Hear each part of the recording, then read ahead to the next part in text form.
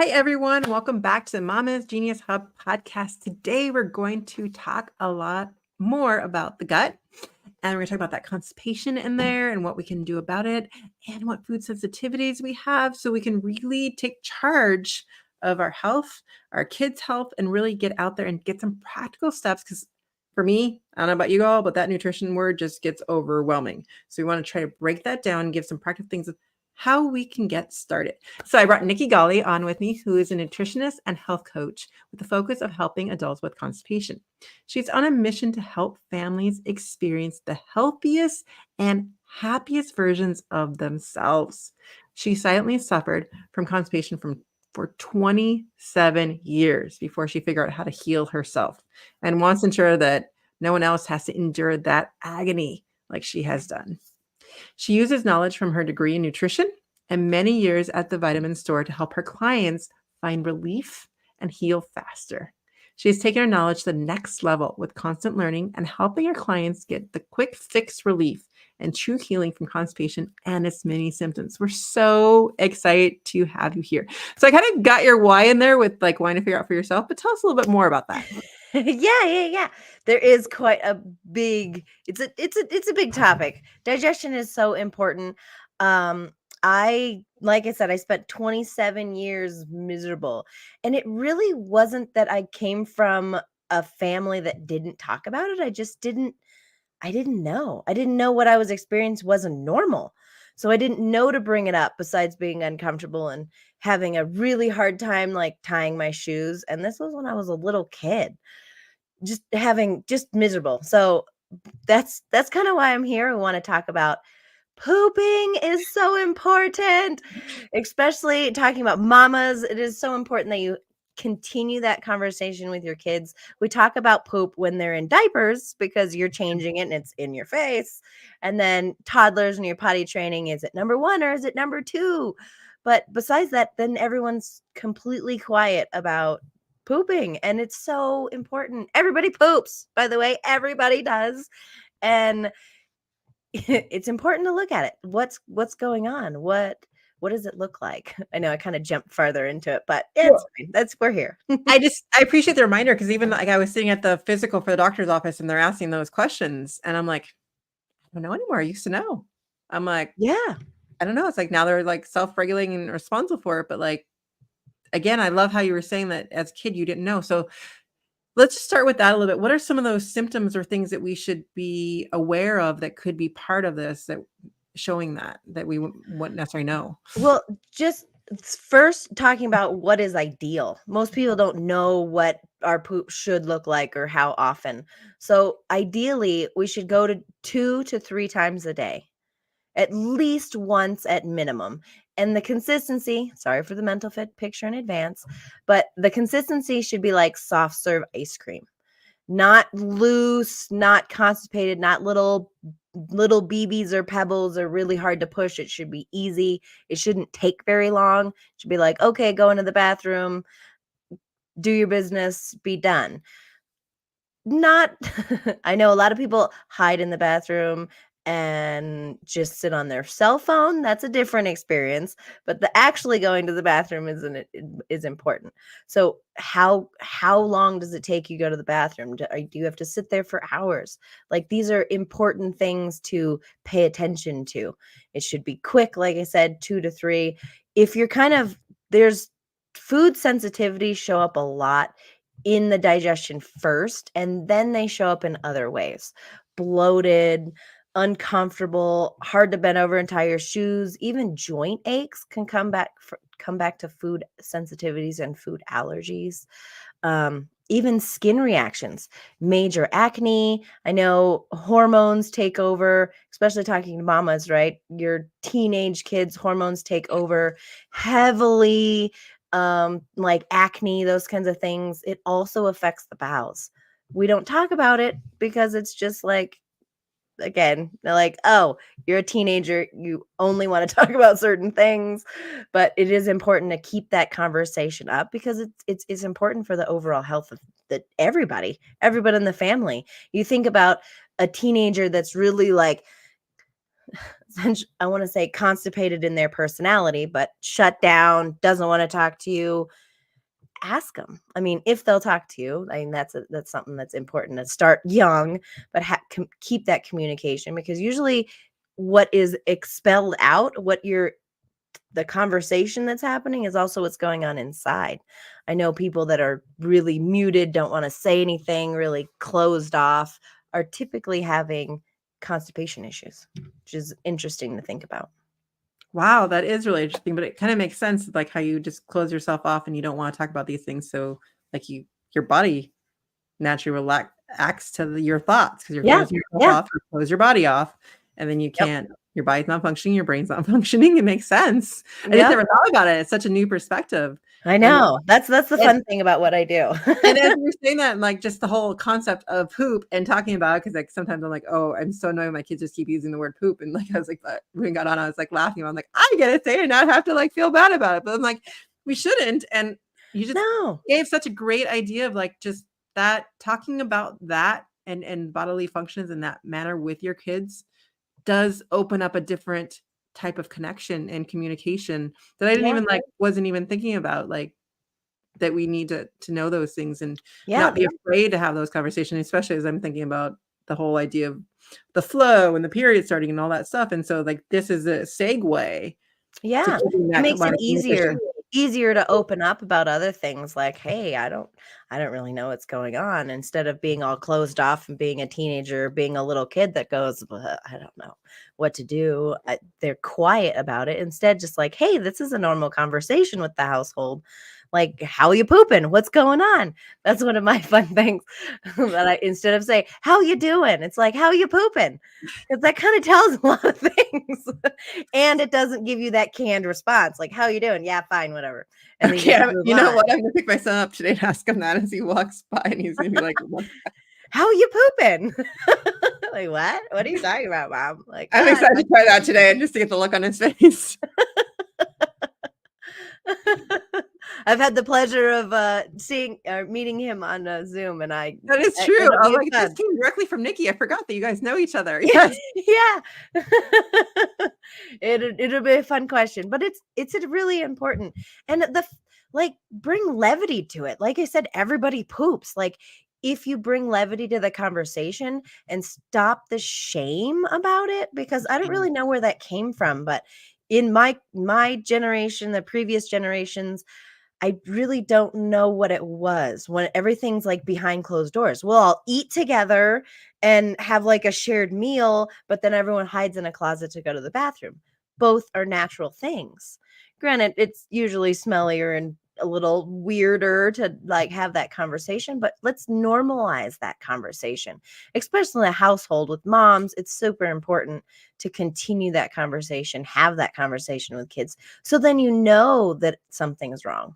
Like, my parents never asked me, so I never knew that what I was experiencing wasn't normal and wasn't okay. I mean, I think of a story when I was in like 5th grade, and we were all doing push-ups, and you would do girl push-ups or you do boy push-ups. And I remember trying to do boy push-ups because my knees hurt so much I couldn't do girl push-ups because my knees hurt so much. Mm. And that was like, like 8. Like, why would that ever have an issue? And it's because I was dealing with a food allergy that my joints were actually aching and hurting, even though I was a little kid. So what allergy did you have? I had an allergy to cow's milk or dairy. And a lot of times people will go, "Oh yeah, sensitivity is like, oh, you have lactose intolerance." No, they're 2 different things. Lactose intolerance and an allergy to dairy are completely different, and they react completely different.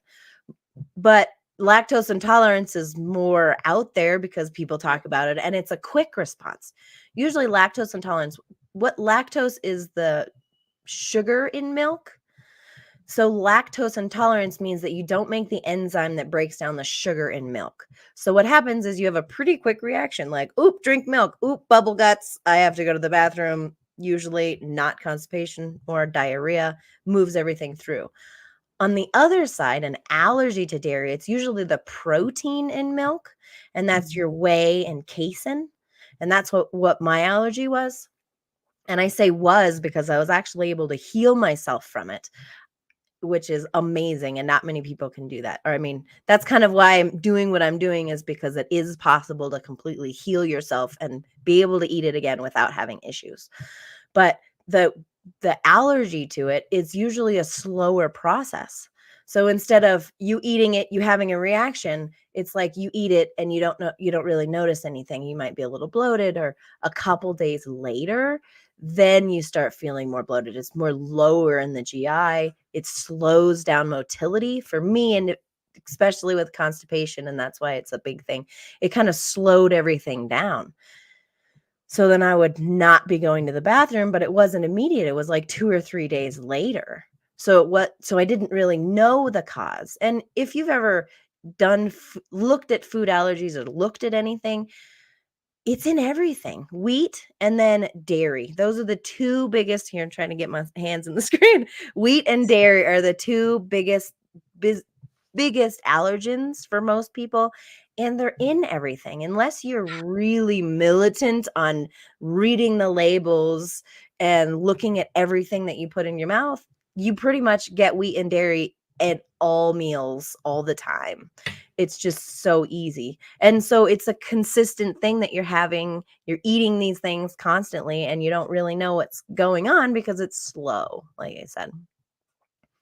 So what where do you recommend people to start? Like, if they're not feeling well and stuff, like, where do where do we start with this? Yeah. Well, I've had this question a lot. So I created a quiz. It's part of that free thing. I want to give it to everybody that's I'm here. putting the link in Anyone the that's chat right now. watching. Yeah, it's a free digestion optimization quiz. You don't have to know that you have major issues. Just take it, see where you're at. Just be honest with yourself. Answer all the questions are a 1 through 5 scale. Kind of give yourself a score, and then it'll total it at the bottom, and you can figure out where you're at, what's going on. Just kind of some ideas that have been probably an issue for you, or you've been great, which is amazing. I mean, if your digestion is great, like, I am super happy for you. Like, you are in the minority. So, if your digestion's great, if you score really high, but it's important to check, just kind of see. There's quite a few questions that I answer. It is pretty easy, but they're still in depth at the same time, figuring out what's going on with your system. So free, definitely click on it. It's at nikkigolly.com/digestion dash Side quiz. question on that, though. Do you think my 10-year-old's a pretty good reader. Do you think she would be okay with taking the quiz on her own? Yeah. Oh yeah. Easy. I mean, I tried to make it easy so most people could do it and I was just saying get. it. Give it to the kids. Yeah. Hey, yeah, give it to the kids or do it with them, that Well, too. yeah, that's Sometimes what they're I not meant, yeah. quite sure, like, what does that mean? Or what is she really asking? But, Um, yeah, it was just my idea. I was like, let's get the kids. I think actually that'd be a great conversation starter, is to start this conversation would be with doing it together yeah. and doing this quiz, and that we could open up, like, why are we even talking about this? Yeah. And start the gateways, because again, it comes down to how do we start these conversations? How do we keep them going? And so Mhm. I really love that quiz idea, and I'm gonna give that a try with my family too as well. Yeah. I'll be Yes. like, "How's your poop today? You don't know? Let's take the quiz." Yeah. Yeah, what's going on? What have I been doing? I do have a question on coffee, which probably is not applicable for kids. So that's just give yourself a perfect score for that if you're a child and you're not drinking coffee. It was funny. I was at my daughter's swim meet getting my cup of coffee, and they were trying to say that she's gonna drink it someday. She's like, "I am never going to drink it. I don't want it." I'm like, "Good for you." Yes, I'm not yes, good for there. you. Good for you. So many adults fuel themselves on coffee. That's why the question is there. Like, where's your energy level? Is it false because of coffee? Because coffee's great in small doses, right? Any stimulant is, because what stimulants do is they poke your adrenal glands or kick your adrenal glands, depending on how much coffee you're drinking. And that gives you energy. But it's basically making you more stressed, and it's causing adrenal fatigue. That's what coffee does, and that's why I have that as a questionnaire, because you can feel like you have great energy, but yet you're drinking lots of coffee, and so really you're lowering your adrenal fight or flight. So basically, adrenals are responsible for the fight or flight. Some people know this. I don't want to expect everyone to know this, but when you kick that adrenals, it gives you energy, but it's like, okay, I've got to outrun this saber-toothed tiger that's outside my cave. Like, that's the design of the adrenals. But after so long of doing that consistently, your adrenals get more and more fatigued, and then you can run into it, adrenal fatigue, or just having more digestion issues or energy issues later on. So is your recommendation to take coffee out of your diet? Just, I would say minimize it. Don't do it crazy all the time. If you can get rid of it, it'd be amazing, or especially get rid of it for certain periods of time. Like, do a fast from coffee for like a week. You probably have a headache, just warning you. Load up on the water, those kinds of things. It's short term. It's a caffeine headache. It's not going to kill you. Maybe plan for the first couple days to be a weekend or something. You don't have a lot of really important things to do that day, just because you probably aren't going to feel as energetic or as good as you normally do. I recommend probably a week, maybe a week every 3 months. So maybe every quarter to go off of coffee, just to give your body a break. And there's other things that you can do to kind of heal yourself, which is focusing on the sympathetic and parasympathetic nervous system. Sympathetic is that fight or flight that kind of rules the show, especially in the United States. We are like, go, go, go all the time. But No, there not are, at all. yeah, I know, right? I know, right? The other thing is the parasympathetic nervous system. Even like Google it is really interesting, but it's your rest and digest. And so you can trigger that by doing certain breathings. One of the ones that I do with a lot of my clients is box breathing. Definitely worth a Google or reach out.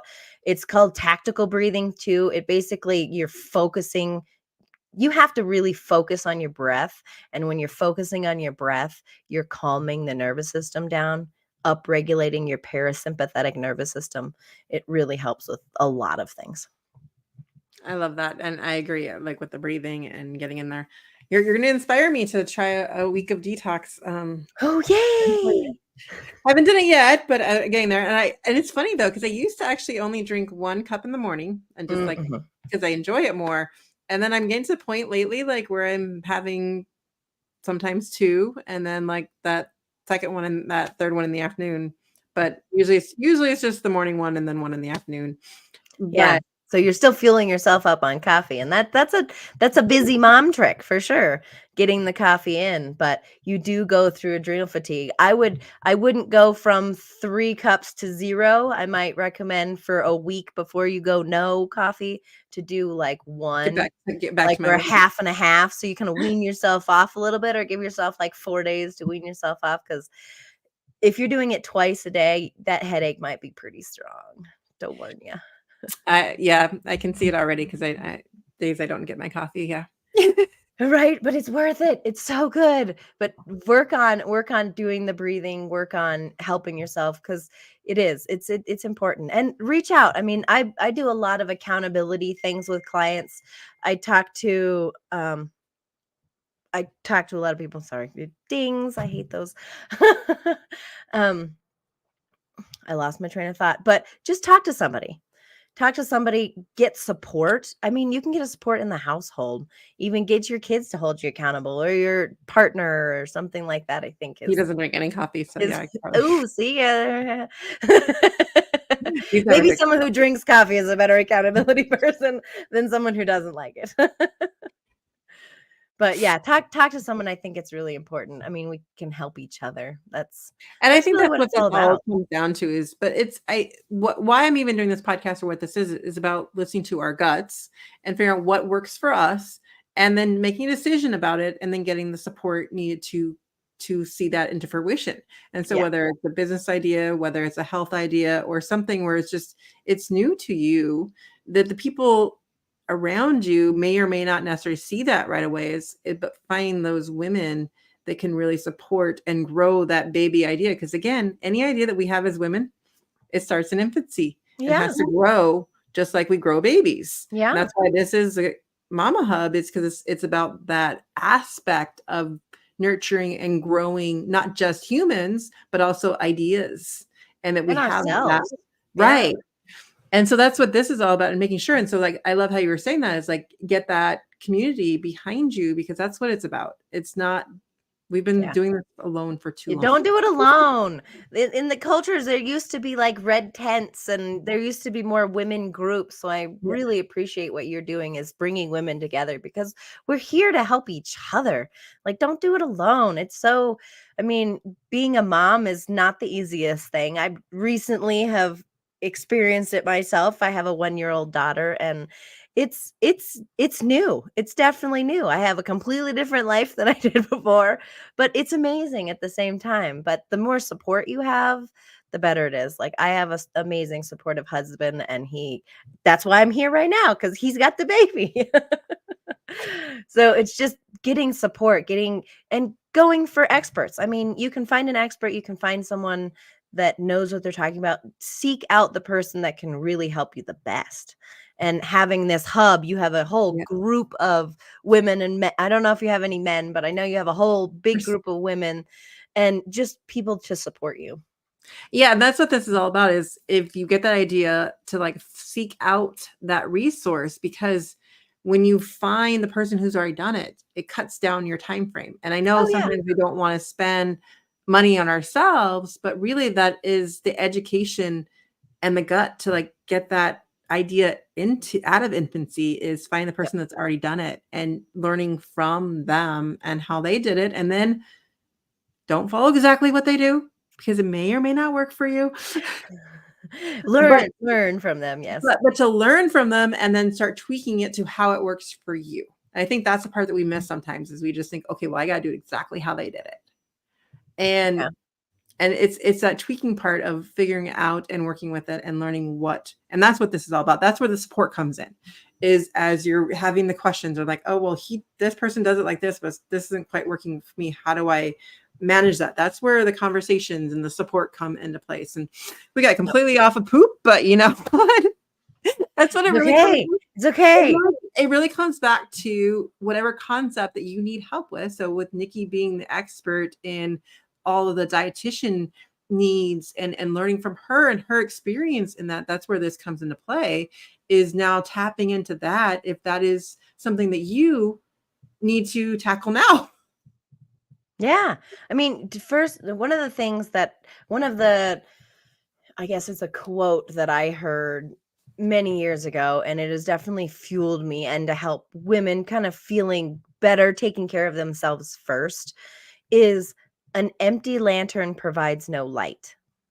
Mm.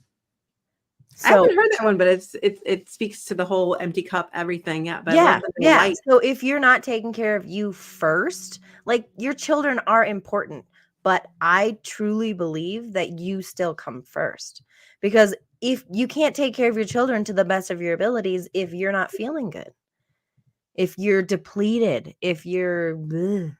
Well, you just think about when your kids are throwing their tantrums, when you're in a bad mood, how that you react so much quicker and start yelling or whatever Mhm, it is. But mhm. if you're in a place where like, okay, well, that's them, let me breathe it out, and then I can approach it. Help them. Yeah, And we can't help them if we're not in that place.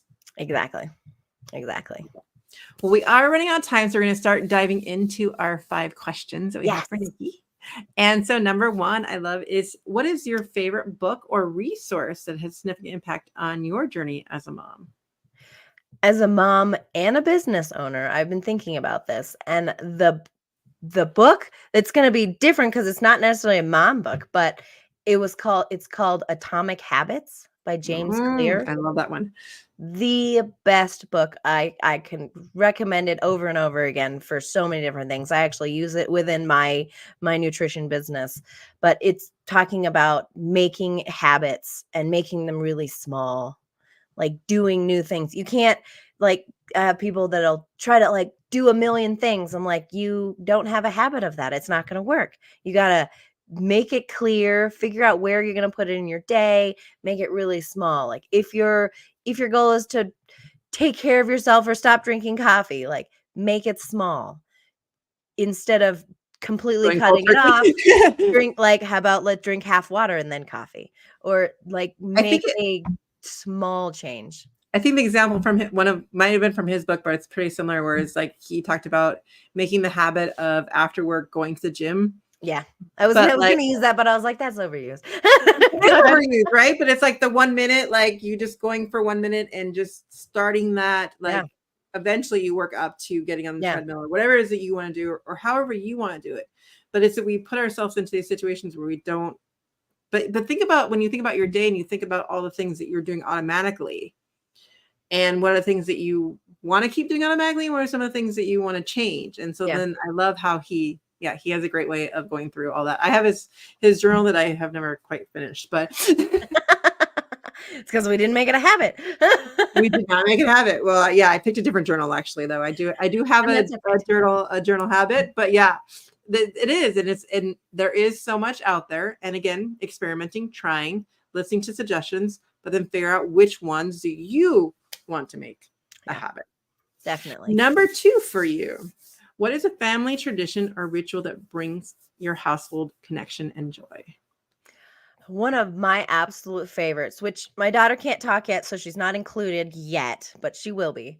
But at the very end of the day, we always talk about what is the best thing that happened to us that day. I love that. And I just love it. Usually it's my husband and I in bed, like that's the last thing we do before we go to sleep is what's the best thing that happened to you today? And then that was from a different book. Can't quote it at this moment, but and then you say the best thing that happened to you that day. So then you're focusing on the good, and then you say thank you, thank you, thank you at the end. Oh, I love that. And We've been at times at the dinner table, we do a struggle. Well, it's success first, then a struggle, something funny, and then something you're grateful for. Ooh, I like it. But like, just again, it's the habit. And honestly, we haven't done it in like a week or more. But like sometimes I feel like I'm the one forcing it, but then sometimes the kids do bring it up and remind us to do it. And I think it's just forming those things. And it's just another way to bring that ritual of connection in so that we don't forget to do it. And so that's reminding me, like, tonight I'm going to re-bring it up. Yeah, I think there's a few things that are going to happen from this interview. This is good. I get some poop and I get some reconnecting. Perfect. Number 3, this is my big one that I've been struggling with in terms of when someone says how you're doing. I've noticed myself, and I've noticed other people always respond, I'm busy, blah, blah, blah. And so I want to redefine that. Even though this podcast is calling out busy moms, I want to redefine what the word busy means or why we're using that word. And honestly, I was actually reading Rich Man Poor Dad this weekend. And one of the things he says, busyness is actually the lazy man's way because it's masking all the things you actually want to do. And so I want to be careful with our wording and think of new ways that we can answer when talking to someone else and actually sharing something from within that's not like just I'm busy and these are the things I'm doing. Any ideas for us?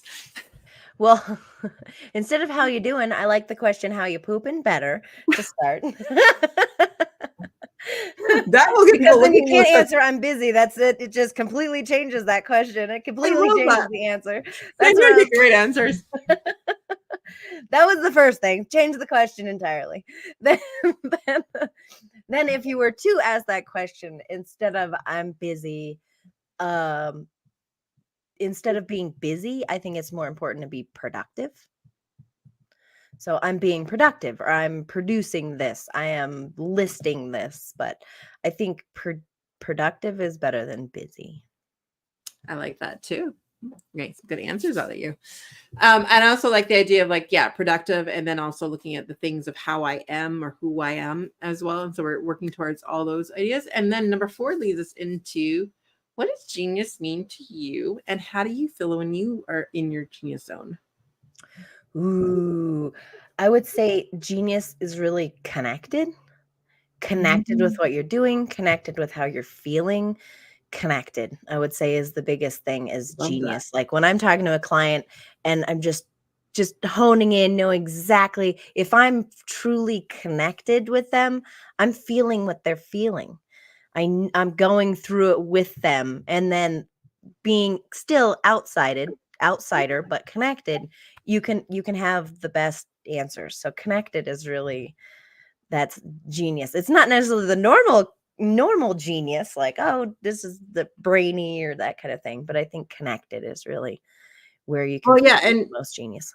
and actually, when we're talking about genius, we're talking about like passionate and what feels inside of you, as that's my definition, in Mhm. terms of like, but I love how you brought the connection in there, because I think that really is that we're connected to who we are and bringing that forth as Yeah. genius in my head. Listening, because especially connecting mamas with the genius zone, you just connected all for me that I didn't even like. Hey, you're welcome. Happy to help.